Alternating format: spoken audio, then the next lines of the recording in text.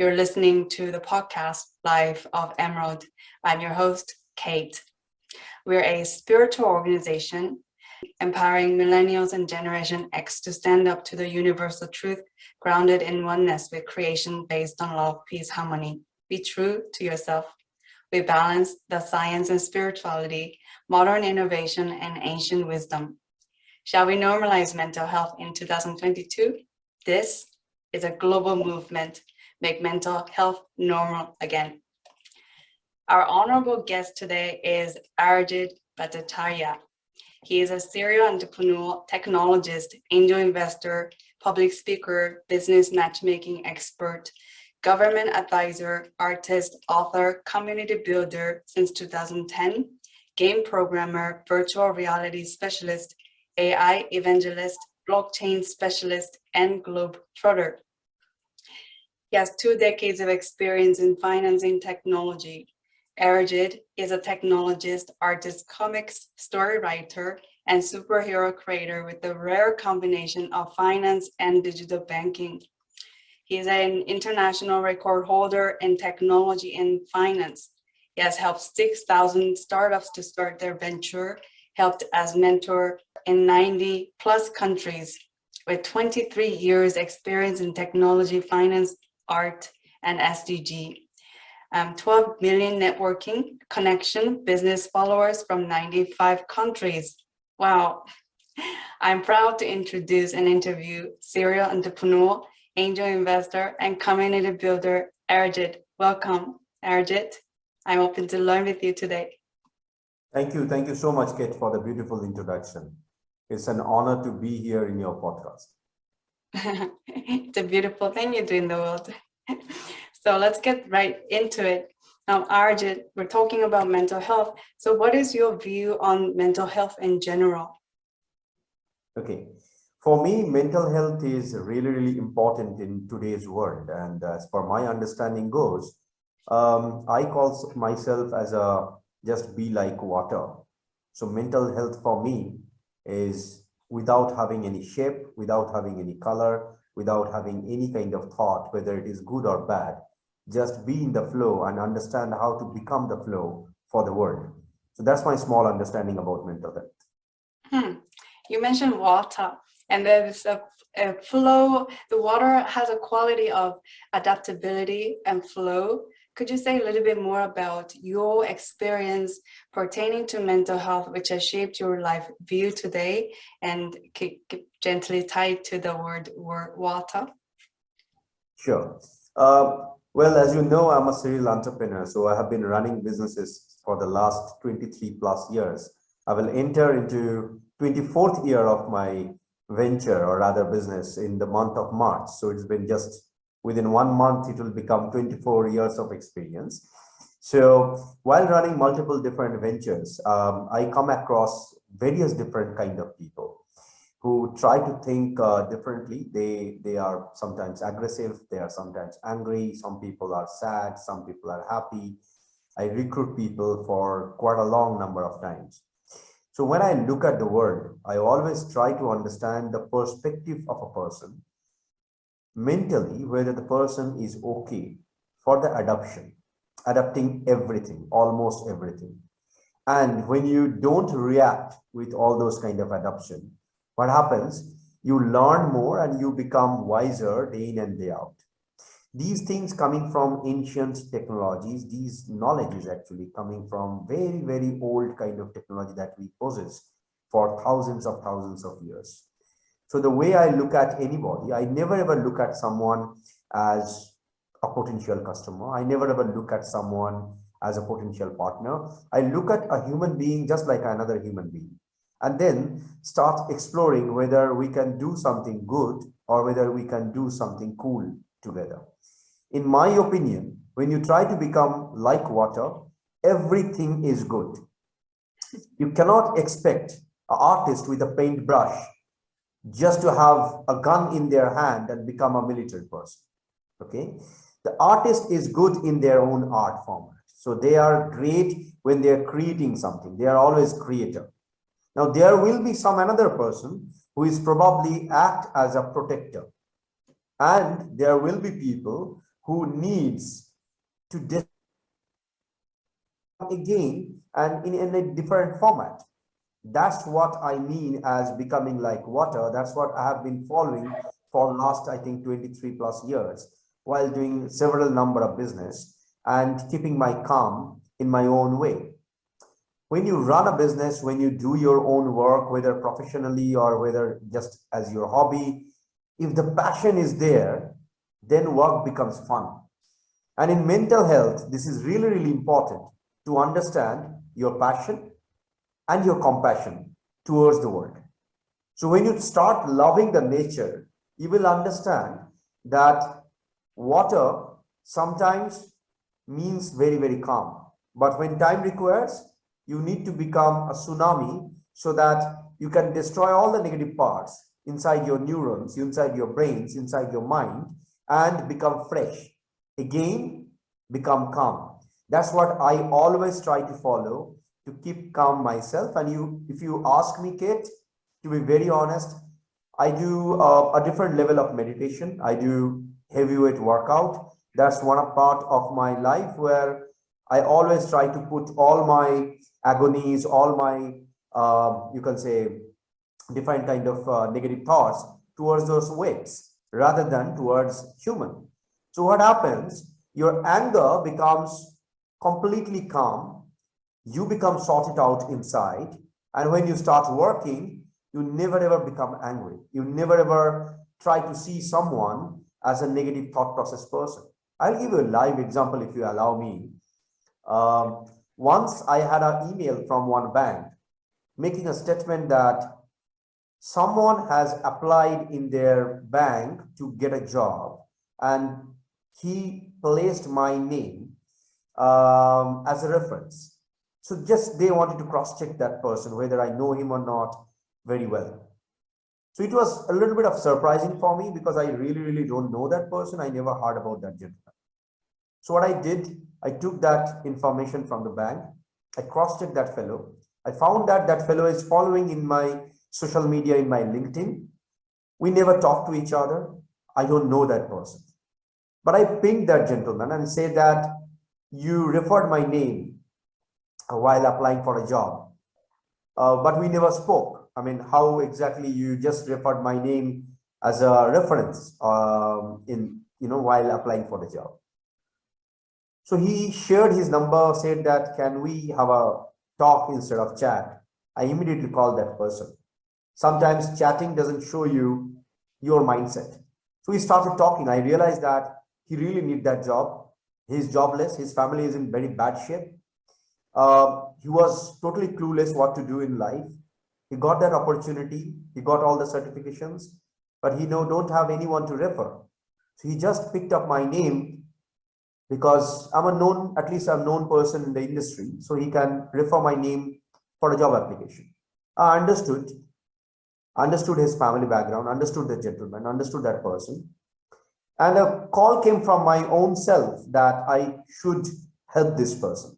So I gave a reply to the bank that yes, the reference is fine. I had a talk with that person, even though we never spoke earlier, but I cross-verified that gentleman. You can go ahead. The fellow got the job. He sent me multiple different voice message and calls and smileys and all after getting the job.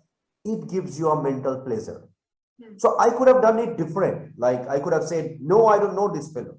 But I felt it is a need of a human to understand someone. He is not doing any crime. He's just referring my name without knowing me, probably. So maybe there is a need. So we don't know the other part of the story, opposite side of the table. So as a human being, my suggestion always goes like this. Always try to understand a person from his perspective. It may happen that I am right in my perspective, but it may happen that person is also right in their own perspective. That's what I mean, Kate, to become like water. And that's what I mean, Kate, to become compensate and probably handshake with humility. Wow, that's a deep story. It's one of compassion, leadership, and taking perspectives of people who are less fortunate. Wow, beautiful. And I imagine it did impact his mental health in many ways. So our next question, it pertains to you, and thanks for that story. What has helped you get through mental health challenges, if there was any incidents? Okay. To be very honest, since my childhood, I'm a sports person and I'm an artist. So I don't know whether this answer will help your audience or not. But since childhood, I'm like this. I'm always like try to keep calm in myself. So as a sports person, as a soccer ball player, or sometimes when I do workout or when I go for my own trainings and all those kind of thought that comes in human mind, we are all human. So of course, there are positive thoughts and negative thoughts. I try to talk to myself always. I always talk to myself in 2, 3 different perspectives. One perspective, me as a me. Second perspective, from the third person's persona. And the third perspective is myself. So I learned a way to define me and myself in 2 different ways. Me means my name, my surname, my positions. Myself means I don't have a name, I don't have a surname, I don't have a position, I am nameless, I don't have any kind of entity in the vast universe, I'm just a small dot. So if I don't have anything, how do I look at a situation? Second option, when I'm me, with all the positions, with all the powers, with all those kind of strength, how will I tackle that situation? The third perspective, how world look at me. So in social media, I never ever put something which cannot be solved in social media. Doesn't make any sense, right? One perspective. Second, if I have to talk to my, maybe someone, maybe my friend, if I'm really disturbed about him or her, I always try to go direct. I never ever put such kind of things to the public. That makes much more things easier. And another probably perspective, if you want me to share, I love to spend time with myself. When I write a story, when I draw, I would love to share my drawings with you once, Kate. Drawing from me is not only a drawing, but my expression of my emotions. So that's how I can reveal all those kind of emotions of life. So my meaning, my name is Arijit. So this name means the person who win all the enemy. So people's enemies are 5: Kam, Krodh, Lobh, Moh, and Matsharya. These are Sanskrit, but these are mainly the main enemy of human being. I don't know whether I have win all those 5 enemies or not, but I'm trying my best to become better human being, if that answers your question. Yeah, I mean, you did more than what I asked for. So the 5 words, are they the Sanskrit words? What are they in translation? Are they equivalent to some emotions in English? I am trying to give you that. Cool. Oh, it feels like you are a spiritual man in business world. Wow, amazing. Krodh means anger. Kam means desire for woman. Lobh means desire for more. I need more. I need everything. I need money. Moh means I have desire for luxury. I have desire for things which is probably more attractive in mortal world. But sometimes people forget that it doesn't actually make any sense until unless you are totally connected with nature. So there are these kind of meanings actually. These are the factors which is probably dragging human mind into complete negativity rather than becoming positive. Well, those are interesting insights, because when we go back to the ancient way of living, we know that going back to nature is actually biologically healthy for us in our minds and body. And so thanks for sharing that, Arijit. Um, do you have a go-to strategy for calming your mind instantly? So when I hear you say, connecting back to the nature, I see you sort of, hugging a tree, like a redwood tree. What do you do to calm your mind instantly? Beautiful question, Kate. Well, the secret for me is I always look at a tree when there is a different situation in front of me. I try to convey my message towards my neurons, towards the trees that I can see in the nature. Example, sometimes I become really, really angry. It may happen. I'm a human, right? I'm not a monk. I'm not a saint, right? I am not there yet that I will never ever become angry. Well, in life, I sometimes get those anger, but I learned the way not to use that anger when I'm taking a decision. I never ever decide when I'm angry. Number one. Number two, if I am angry, I stop speaking. I don't talk. I don't talk. What I do, I just chant few of the slokas and try to reveal those anger.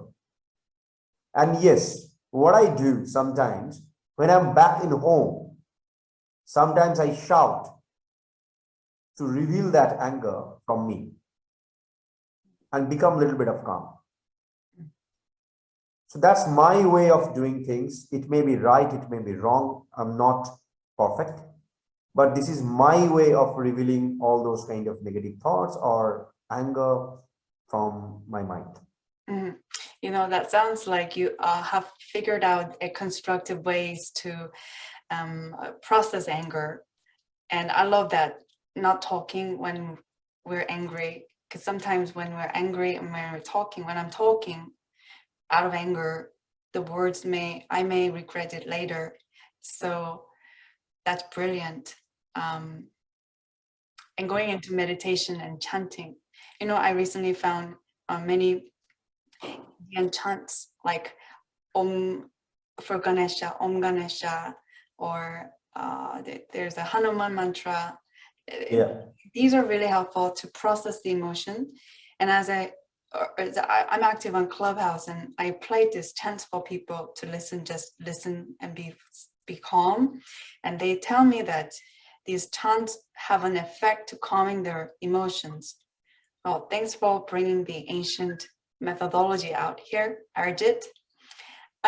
So before you go, if you are doing such kind of Sanskrit sloka, Kate, I would love to tell you something like when you enchant Hanuman Chalisa, Sri Guru Charan Saraj Raja Nija Mun Mukhar Sudhari, or if you are going for any kind of enchant, I would love to share you something because you know Hanuman Chalisa. I would love to give you one sloka and for your audience. Asatoma Sadgamaya, Tamasoma Yotirgamaya, Mrittorma Amritangamaya, Abiravirma Yedhi, Rudra Yatye Dakshinang Mukham, Tenamang Pahi Nityam. So this is very easy to understand. Asatoma Sadgamaya means from Asatya, meaning the lies. From lies, take me towards truth. Tamasoma Yotirgamaya, from darkness, take me towards light. Mrittorma Amritangamaya, don't become a dead body, become a mortal who can do something cool and great in life. So the meaning of the entire sloka is actually going towards the positivity. So when you enchant these small sloka from Sanskrit, these are really beautiful. And if you go for Ganesh mantra, or probably, I love Shiva, to be very honest. And when you say that Omkar or Om is the ultimate truth in the universe. Forget about religions. Om means the entire concept of creation, destruction, and protection. That's how you get 1, 2, and 3. creation, destruction, and protection. That's the symbol of Om. Okay, you see three different circle, created Om, that's the meaning. And apart from this, you will not find anything in the entire universe. If you drink a tea, Kate, to drink tea, you need tea leaves. These tea leaves are from some tree. You pot it, you actually destroy it. And then you processed it as a tea leaf. You boil it in the water, you created a new thing, which is again tea. You consume it, it becomes energy in your body. So this is a cycle, it always goes on. So the person who needs to understand that these cycles are continuous. You cannot break it. So better to be in this cycle rather than try to destroy this cycle. That's what I feel that you are also doing day in and day out. When you are teaching people about mental health, you are actually giving energy to them. And these people who are getting it, they are consuming and then they are giving it back to you as well. So it is becoming another cycle. Yeah, maybe we should add in your bio, spiritual guru. I don't know. I never thought to do that. I just possess this. Arijit, so we have another question. What is your 6-word story you'd like our audience to take home with them today? 6 words. Okay. I would say only one word. Just protect your own life. That's more than enough to create a healthy world. If you are protecting your life, in that way, you will protect many others. You cannot sustain alone. Yeah, I went to a shamanic retreat in Mount Shasta, and the shaman taught us that our health is has a correlation to the planetary health. So I think what you're saying is by protecting yourself, getting healthy, do mindful activity, take care of yourself is really helping people around you and the world, actually. Cool. True. That's how I take it. Kate, actually, when you take care of yourself, that means you need to take care of the nature as well. You are not outside of the nature. When you're taking care of yourself, that means you will take care of the land, you will take care of the tree, you will take care of other animals. Otherwise, you cannot stay alone. So taking care of yourself, meaning taking care of the world. I agree. Well, okay, so how do our audience get in touch with you, Arijit? Well, they can definitely follow me in my Insta. It's ARIJITIN, or they can follow me in Twitter, ARIJITGAMES. That's my Twitter handle. And feel free to Google me. All my social media handles like Facebook, LinkedIn, and other social media are there listed in Google. It's ARIJIT space BHATTACHARYA. If you Google me, you will find my website. It's called arijitbhattacharya.com. There is a contact us page. You can get in touch with me. I would love to help or get in touch or discuss anything cool that is possible. Wow, what a pleasure having you on board here. Arijit, I appreciate you being here and speaking about mental health, spirituality in the business sector as well. It is a much needed message for our entrepreneurs and people listening in. So thank you for joining us today. We are empowering millennials and Generation X to stand up to what's normal. I appreciate your time and insights, Arijit. This is an episode series, Make Mental Health Normal Again with Life of Emerald, advocating for listeners like you. For more information, subscribe to our community Instagram page at lifeofemerald_. Finally, find us on LinkedIn at Life of Emerald. Till next time, take care. Bye. Bye.